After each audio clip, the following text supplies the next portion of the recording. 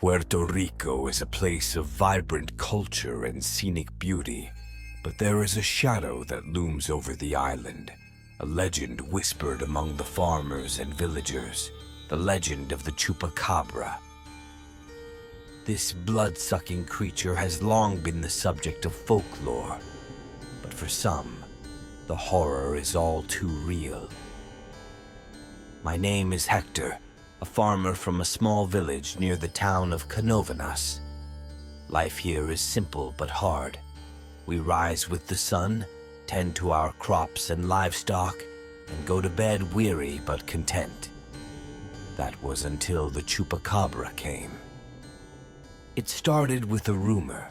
One of my neighbors, old Don Felipe, claimed he found 3 of his goats dead one morning, completely drained of blood. The carcasses were left untouched, not a single mark except for 2 puncture wounds on their necks. We laughed it off, blaming stray dogs or a prank by local kids. But the unease settled in, like a storm gathering on the horizon. A week later, my own livestock fell victim. I found my favorite cow, Rosita, lifeless in the barn. Her wide eyes were fixed in terror, and her body was cold and drained. The same 2 puncture marks marred her neck. It was then I knew the legend was true.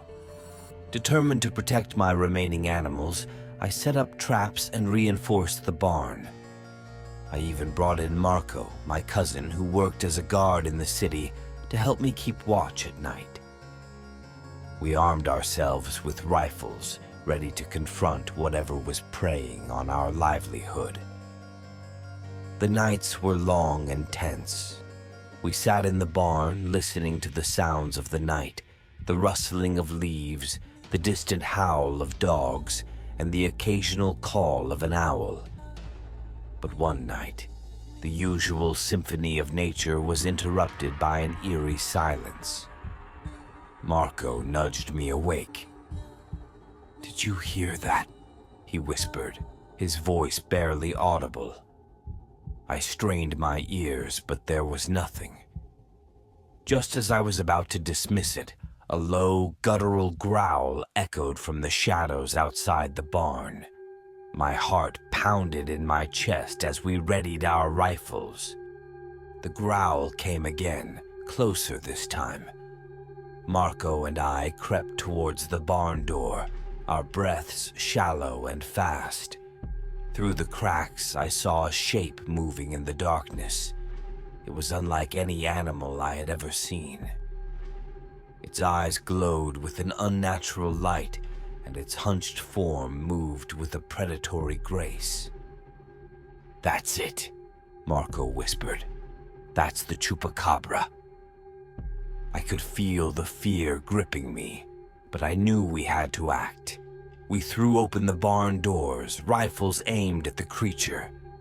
For a moment it stared at us, its eyes boring into our souls. Then it lunged. The chaos that ensued is something I will never forget. We fired our rifles, deafening shots ringing out in the still night. The creature let out a screeching howl, a sound that chilled me to the bone.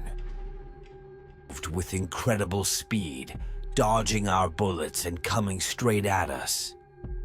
Marco managed to land a shot on its shoulder, causing it to falter.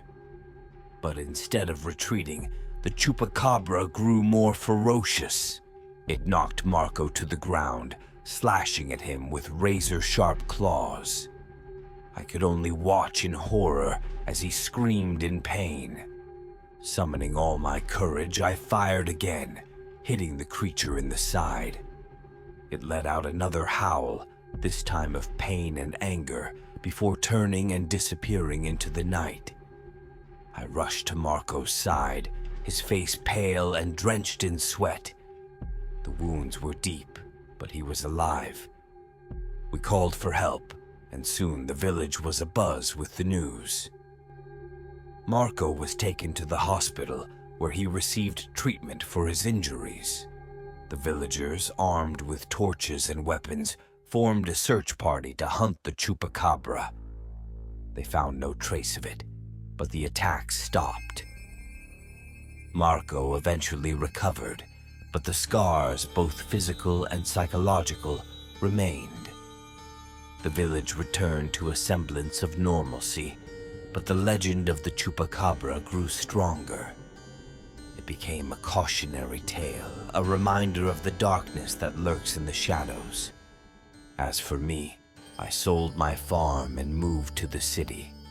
The memories were too painful, the fear too consuming. But even in the bustling streets of San Juan, I can still hear the growl of the Chupacabra in my nightmares. The legend is not just a story. It's a living, breathing terror that haunts the hearts of those who have encountered it. The Chupacabra may be a creature of legend, but for the farmers of Puerto Rico, it is a reminder that sometimes the most frightening monsters are the ones that lurk just beyond the light.